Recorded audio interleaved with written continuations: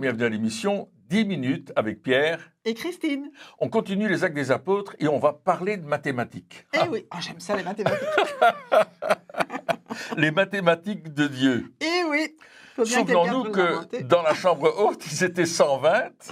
Et puis, on voit que maintenant, il y a une multitude. Alors, on va voir les mathématiques selon le Seigneur. Regarde. Dans Acte 2, 47, il est écrit que Dieu ajoute. Oui. Il passe de 120 à 5000, du coup. Il ajoute beaucoup, quand même. Donc, et le Seigneur ajoutait chaque jour à l'Église ceux qui étaient sauvés. Oui, merveilleux. Ça, c'est plus, Plus. Ajouter, c'est plus. Dans Acte 5, 15, si tu veux lire Acte 5, 15...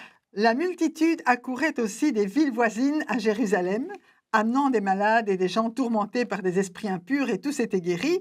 Et là, on passe de 5000 à je ne sais pas combien, parce qu'on parle de multitude. Là, ça fait beaucoup qui viennent de partout. Ce n'est pas seulement Jérusalem. C'est la multiplication. C'est la multiplication. Donc, Dieu ajoute plus, Dieu multiplie, X, fois, Dieu soustrait. Ça c'est Acte 5, verset 5. Et qui nous dit, Ananias, entendant ces paroles, tomba et expira. Et une grande crainte saisit tous les auditeurs. Et on sait qu'il n'y a pas que Ananias, il y a Saphira aussi. Donc Dieu a soustrait, Dieu a retiré. Mais le résultat, ça a été une grande crainte qui saisit tous les auditeurs. Alors il y a une opération mathématique que Dieu ne fait jamais, c'est de diviser. Alléluia. Ça, Dieu ne fait pas, parce que la division, c'est l'œuvre du diable. Exactement. Et l'œuvre du diable, on va la voir à travers les Actes des Apôtres. On a déjà vu ces choses. Et une des premières œuvres du diable, c'est la persécution. La persécution dont on a parlé dans l'émission précédente. Et qu'on voit déjà dans le début des Actes des Apôtres, dans l'Église naissante, où les apôtres ont été mis en prison et toutes ces choses-là. Battus, mis en prison, interdiction de prêcher dans le nom de Jésus. Enfin, on connaît toutes ces choses-là parce qu'encore aujourd'hui, c'est cela. Mais à cause de la persécution, l'Église va passer de l'addition à la multiplication. Ça, on ne va pas les arrêter. Voilà, c'est-à-dire qu'on n'arrête pas Dieu dans son travail. Ensuite, le deuxième point, c'est l'hypocrisie et le mensonge avec Ananias et Saphira. Et là, le résultat de ça, c'est la crainte de Dieu, la sainteté dans l'Église. Oui. Et le troisième point que le diable utilise, c'est la division. Et là, il essaie qu'un groupe soit mécontent d'un autre groupe, dans les chrétiens. Dans les chrétiens, oui, ils vont essayer de se disputer l'un l'autre pour la soupe populaire. La soupe populaire, oui. Mais il y a une solution que Dieu va donner aussi, et c'est l'amour qui va envers les uns pour les autres, qui va primer et qui va au contraire se multiplier. Absolument. Et on voit que à cause de ce qui se passe là, l'Église est en train de s'organiser. Oui. Alléluia. Oui. Le diable pensait diviser et en fait, on organise. L'Église est en train de s'organiser dans l'amour, dans la compassion et il y a cette évolution. L'Église découvre qu'elle est un organisme vivant. Un corps, en fait. Un corps. Un vrai corps, comme nous avons un corps. L'Église est un corps vivant, oui. Et tous les hommes et les femmes qui sont nés de nouveau, les enfants qui sont nés de nouveau, qui ont été baptisés. On voit le jour de la Pentecôte, 3000 baptisés. Ça n'a pas arrêté. On a continué à baptiser dans le Jourdain. Il y avait de l'eau à disposition tout le temps.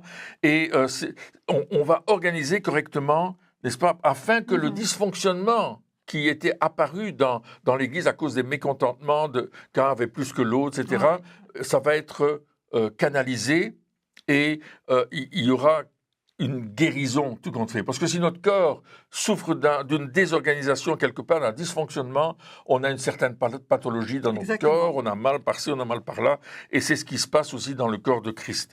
Et pour changer ces choses, ils vont nommer des diacres. Absolument. Et ils sont au nombre de 7. Et pourquoi ils ont choisi ? Parce qu'il y avait une... Ils ont choisi des diacres parmi la diaspora, pour pouvoir être plus équitable par rapport à la distribution de la nourriture parmi les veuves juives et les veuves qui viennent d'ailleurs, qui viennent de la diaspora, qui sont juives aussi, mais qui viennent d'ailleurs. Et on va choisir cet homme rempli d'Esprit Saint et de foi, et ça c'est vraiment important. On va les apôtres vont pas choisir eux, ils vont exposer la situation à la multitude, au corps, qui est vraiment un organisme, et ce corps va prendre la décision de nommer ces 7 diacres que nous retrouvons dans la Bible, et ces 7 diacres, non seulement vont servir les gens, ils vont servir aux tables, vous imaginez, remplis de foi et d'Esprit Saint, ils vont servir aux tables. Très bien. Et là, on sait que aussi ils vont recevoir l'imposition des mains des apôtres. Et on voit que l'imposition des mains, c'est quelque chose de courant dans la parole de Dieu. Il y a plusieurs endroits où on impose les mains pour la guérison des malades. Oui. Hein? Pour bénir aussi. Pour apporter une bénédiction, pour recommander pour un service, comme on a fait pour les 7 diacres. Pour la communication des dons spirituels, c'est Paul qui nous en parle dans différents endroits. Et ils ont été qualifiés à cause de la foi, du fait d'être remplis de l'Esprit Saint, parce qu'ils savaient ce qu'ils croyaient. Et ils savaient pourquoi ils croyaient et comment ils pouvaient le partager. Et ça se voyait. Et tout le monde pouvait voir que ces hommes étaient pleins de foi et d'Esprit Saint. Et c'est le peuple lui-même, comme tu le disais, hein, les autres chrétiens qui l'ont reconnu, qui ont reconnu ces qualités en eux et qui ont dit, mais ceux-là, on leur fait confiance, c'est bien qu'on les prenne comme diacres. Oui, et alors l'importance de cela, c'est qu'ils vont libérer les apôtres pour 2 tâches importantes, la prière et la prédication de la parole de Dieu. Parce qu'ils enseignaient les apôtres. Hein. Et on lit ça d'ailleurs dans Actes 2, 42, hein, l'enseignement des apôtres, la communion fraternelle, la fraction du pain et les prières. Donc on voit que les apôtres vont continuer leur travail et ces diacres-là vont travailler pour Jésus. Alors dans Actes 6, verset 7... Il nous est dit que la parole de Dieu se répandait de plus en plus, le nombre des disciples augmentait beaucoup à Jérusalem et une grande foule de sacrificateurs obéissait à la foi. Absolument. Alors généralement, dans notre mentalité, on dit mais tous les sacrificateurs sont contre. Mais non, on voit ici que une grande foule de sacrificateurs vont obéir à la foi parce que la parole de Dieu va se répandre. Eux aussi vont se laisser convaincre par la parole de Dieu et par le Saint-Esprit. Et ils vont devenir obéissants à la foi en Jésus-Christ. Amen. Et à cause de ça, ils vont plus aller faire les sacrifices.